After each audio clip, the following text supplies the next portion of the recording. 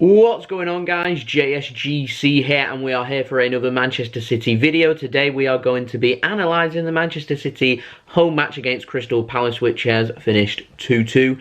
Might be an improvement on our home game against Crystal Palace last season where we lost, but still plenty of talking points. So before we crack on with this video, make sure, like always, if you're enjoying the content, then make sure you help support my channel, subscribe, press that red button, press the bell, put your push notifications on to be notified immediately when I do upload. I'm doing daily Manchester City transfer updates going off this performance. I'm hoping I'm going to be busy for the next 2 weeks. If you want to stay up to date with everything happening, then make sure you do subscribe. You can find my social media links in description below and popping up on screen too if you want to follow me on Twitter and Instagram. You can find my email in description below if you want to hit me up for any sponsorships for any videos or any general business inquiries.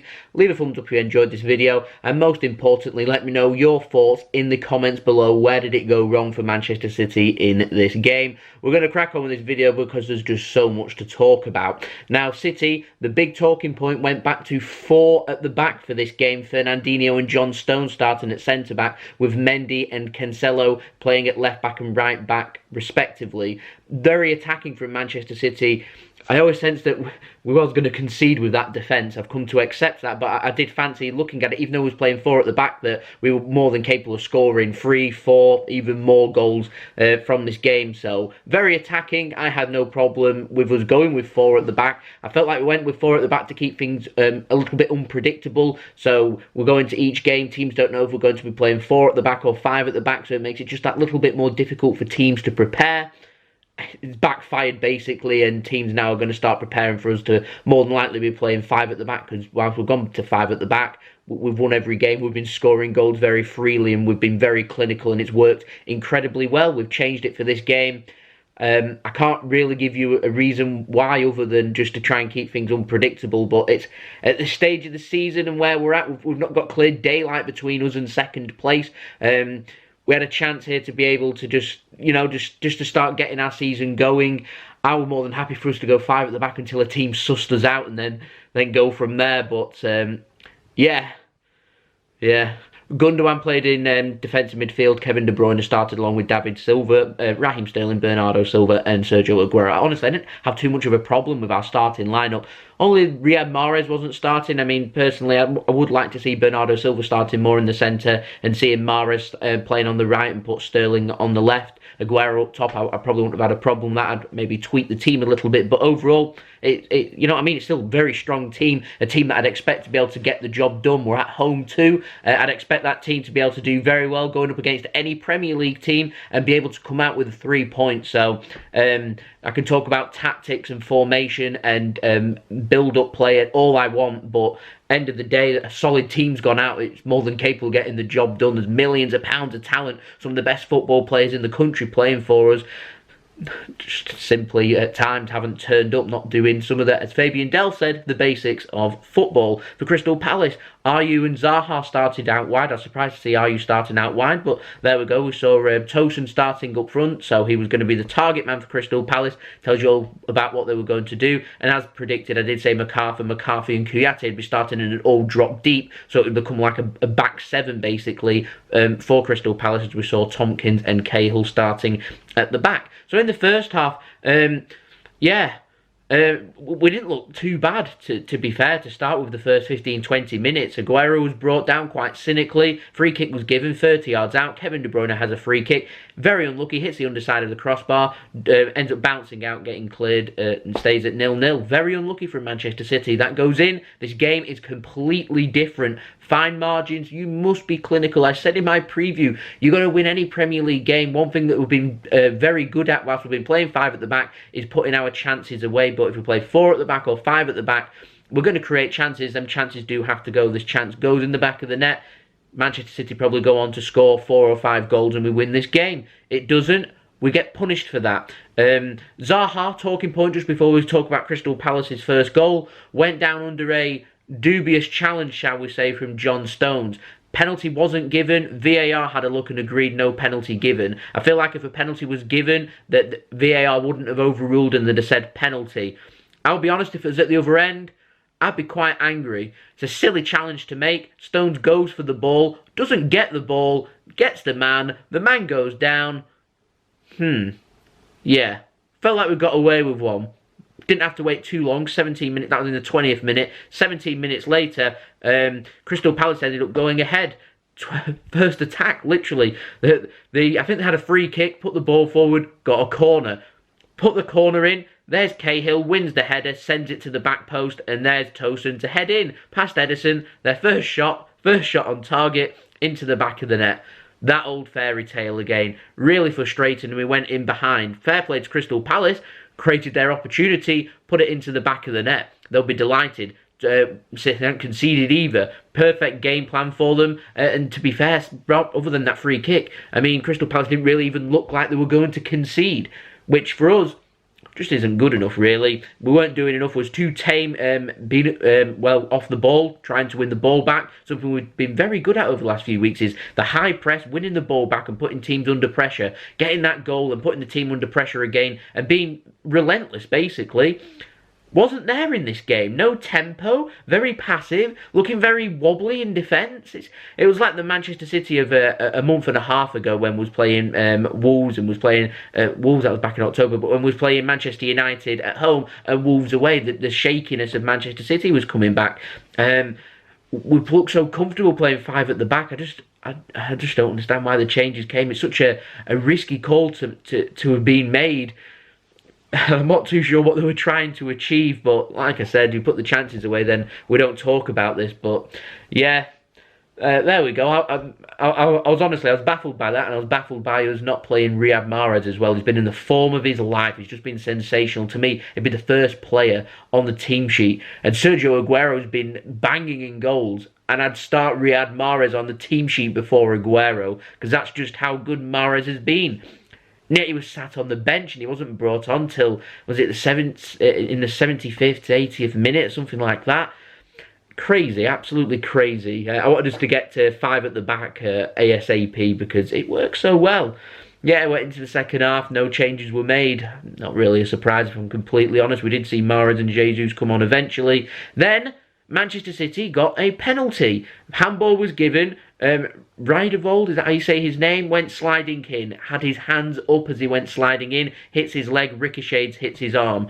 I think I'm right in stating that on the rule book that if it's hit as he slid in, your arm, basically it's allowed to hit his arm as long as it's not in a completely unnatural position. But his arms were all wavy, went sliding in. I can understand why the referee's given the penalty. The VAR then rules it out. I feel like the referees and those in charge just don't understand the handball rule anymore, which just shows that the handball rule that's been brought in is just absolutely crazy. It's absolutely crazy. It baffles me. To me, it's harsh. That's what I'll say. It's harsh to give a penalty. He's sliding in. It's hit his leg. If it hits his arm, if he doesn't hit his leg and just automatically just hits his arm, I'd say 100% penalty. Why is his arm up there? Crazy, penalty all day long. It hits his leg, so it makes it very difficult. Makes it a 50-50. I'm surprised VAR didn't stick with the on-field decision because that's what they tend to do. I'm surprised it got overturned.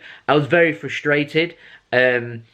Rules are rules. I can say that Crystal Palace got away with one there, but City did definitely get away with one in the first half. So, yeah, I was just left frustrated at that point. We got to the 82nd minute, though. It did get better. Sergio Aguero did score. Gabriel Jesus got into a good position, put a ball across to the back post, took a little deflection on the way. Not too much of a deflection to interfere, so I'll say it was a really good ball by Gabriel Jesus. And there was Sergio Aguero, right place at the right time. 82nd minute it's taken, but there we go. Right place, right time. Puts the ball into the back of the net, sliding in. Good finish, good goal, 1-1.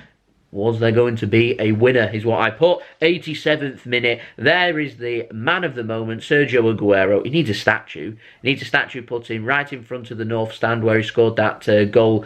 Why is the 93-20 hospitality, by the way, not in front of the North Stand? I just don't understand. It's where he scored that goal. He needs a statue putting up immediately, though, because he's just a wonderful player, but he's there in the right place at the right time doing what good strikers do. It was his 250th goal for Manchester City in all competitions too.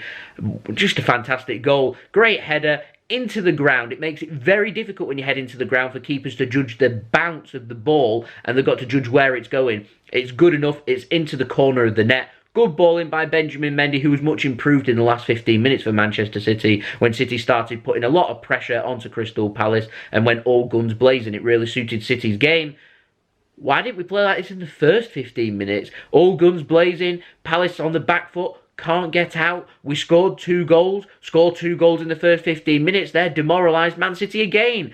To me, win this game, I just don't understand it. Why leave it so late? But there we go, great goal getting. I was delighted.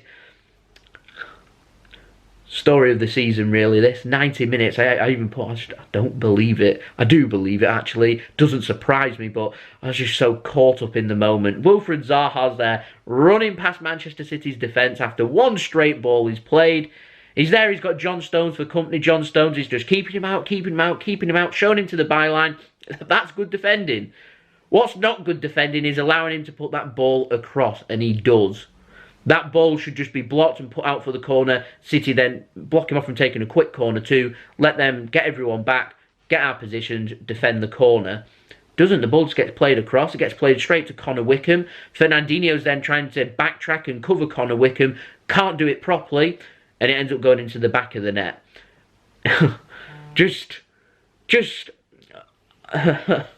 I don't know. I do not know. Full time, 2-2. Let's have a look at the stats, because I like stats, and yeah, this isn't going to cheer me up, is it really? But yeah, let's have a look anyway. 72% possession for City, 28% possession for Crystal Palace, as expected. 25 shots, 6 on target from City, 2 goals. Now, 2 goals from 6 shots on target isn't too bad, but 25 shots, just 6 on target, that's not really good enough. Like I said, last 15 minutes I thought City were very good, but for the other 75 minutes I thought, well, we just weren't at the races and we weren't very good at all, really. And that, to me, is crucial in this game. That just can't be happening. Just can't be happening. The talent's there. We've got enough to win this game. It just wasn't there. So that's something we do really need to improve on. It's something that I feel like playing 5 at the back comes more natural to us. More attacking options. We're more clinical. We know where the back of the net is. And then for some reason, we go up against Crystal Palace at home. And I feel like the mentality of the players is more, we're playing Crystal Palace at home. We're just going to go out there, play our football and do our thing. But if we match the intensity we showed at Old Trafford and at Villa Park in this game, we end up scoring 4 or 5 goals. I'm not too sure if it's a formation thing or whether it's just a philosophy thing and a mentality thing. It's one of the two, in my opinion. So I'm not too sure where it's gone wrong, but it has, and it is something that does need addressing by Manchester City. 5 shots for Crystal Palace, 3 on target, 2 goals. That's excellent for them. Defensively, though, calls all kinds of questions. In fact, we can have a look at the passes. 664 passes, 90% pass completion rate. That's excellent from City. Nothing to blame there. A lot of that was sideways, though. So let's have a look at the attacking third. 303. Yeah. Key passes, 19. Actually, it is everything that I'd expect. 3 clear-cut chances created. 272 passes for Crystal Palace. 64% pass completion rate. 14 corners for City, just 2 for Crystal Palace. They got a goal from one of theirs too. Fantastic. And defensive stats, more or less, other than interceptions, dominated by Crystal Palace. So let's just pull back and go straight to the 5 shots, 3 on target, 2 goals. That isn't good enough. That is something that City do really need to address, and it's why I said that the transfer market's open. I've got 2 weeks left of the window and I'm covering daily transfer updates. I'm hoping we're going to go out there and do some business. Nathan Ake is a homegrown player, so there isn't an excuse for us to say that actually we can't bring a top quality defender in, because Ake would really suit Manchester City. It would also help us to ease back Aymeric Laporte, because he's a ball playing defender, left-footed, plays on the left hand side, and it would have rotation there for Laporte. And if Laporte comes back and picks up another injury, we've got cover there and we're not then struggling. So that signing, to me, would make sense, even if it's just for rotation. That's a signing we can get done this month. He's homegrown. I don't understand why it's not, if I'm honest, other than maybe City don't see him as a top quality, which it's better than John Stones, if I'm completely honest, going from this game. Yeah, I'd like to know your thoughts of that in the comments below, but there's other things we can do. Claudio Bravo, he's got 6 months left on his deal. City need to be ruthless. They can easily just buy out his contract or make him available for transfer and let him leave this month like they are doing with Ian Poveda. They could easily do that with Claudio Bravo, because there'll be a lot of interest as an international goalkeeper, and I'm sure there's lots of clubs, particularly from abroad, that would love Claudio Bravo. He's been linked with moves to the United States and Mexico. There's clubs out there that'll be able to afford his wage and stuff. That frees frees up then a non-homegrown spot for Manchester City to go out there to spend some money and bring in a top quality centre-back, because Vincent Kompany's left, and all of a sudden now organisation at the back is horrendous. We need a new leader at the back, so we need a very organised, solid defender. And that means spending 80, 90 million pounds to bring in Milan Skriniar. If City are happy to spend that and they want him in, go and do it, because at the moment we're just running the risk of this season just going to pot. And to be fair, it gives this centre-back we can bring in 6 months to gel in, and then we can go again next season, because in terms of this season, the Premier League's just done. It is. So I just, that just needs addressing, and it needs addressing. It's needed addressing now for, since Vincent Kompany's left, and I'm not too sure why it hasn't. But in conclusion, well done Crystal Palace. They like the Etihad Stadium. They didn't budge. They never gave up. I admired that. They battled hard. They looked really tired at the end, yet they still had enough energy to go out there, make something happen, and score a goal. I feel like if City had the same attitude and the same work ethic, that would have won this game. So yeah, I did make one note: the Crystal Palace, they need to keep hold of Wilfried Zaha. He's an excellent player, and he's a player that would really he suits Crystal Palace, suits the system, how they want to play. They're gonna have a job on keeping hold of him, because he is a top quality player. Now for us, John Stones, we might not see him in the Premier League again. I did put on Twitter, it was a bit of a reactionary thing, but are Arsenal still interested in bringing in John Stones? John Stones just wasn't at the races in this game. Whether that's down to confidence or whether that's down to quality, I'll let you decide that one. But I think it's a mixture of both, if I'm completely honest. We're running the risk here of a very unsuccessful season. We're second. We're going to be second going into the midweek fixtures. We've got a match against Sheffield United. We're going to have to go to 5 at the back, surely, for that game. Go back to how we played against Aston Villa. But most importantly, we need to just put that ball in the back of the net, and hopefully Riyad Mahrez will also be starting in that game. But we live and learn. We go on to the next game. That's all we can do. Liverpool now, just plain sailing, reminiscence of the City season where we hit 100 points. I'm just hoping Liverpool don't hit 100 points. If I'm honest, I'll regard that as a successful season. If we finish second, Liverpool don't hit 100 points, I'd be happy. I am assuming Liverpool lose if they don't hit 100 points, because God, I shudder. Liverpool unbeaten, finishing on more than 100 points and breaking our record, could well happen. Yeah. I don't know. I do not know. I'd like to know what you think, though. I'd also like to know what you guys think of what would be a successful season for City. If City finish second and win the Carabao Cup, would you be happy with that? If City finish in the top 4 and win the Carabao Cup, would you be happy with that? Top 4 finish and a Carabao Cup and FA Cup, would you be happy with that? I think if we finish second in Carabao Cup and FA Cup, I'd be happy with that. Like, there's no shame in that. I think that's an alright season for us. I want to see some progress in the Champions League. If we could get a big fish out, we've got Real Madrid. If we can knock them out, get to a semi-final or something, I think that'd be progress. But yeah, the season could well become very unsuccessful, but I'm still feeling positive. 2-2, we move on. So there we go. I'd like to know your thoughts in the comments below. Leave a thumbs up if you enjoyed this video. Subscribe if you're new around here. Press that red button. Press the bell. Put your push notifications on. We've got daily transfer updates. Hopefully City will do some business before the end of the window. By jolly, we do definitely need to do a bit of business, in my opinion. And you can also find social media links, Twitter and Instagram, in description below and popping up on screen. City must have had an unsuccessful result for me to do such a long video, but there's lots to talk about. I was hoping there wouldn't and we'd win, but there is, so yeah, there we go. I'll see you all again for the next video. So I've been JSGC. I hope you all have a wonderful rest of your day. Peace. Ciao for now.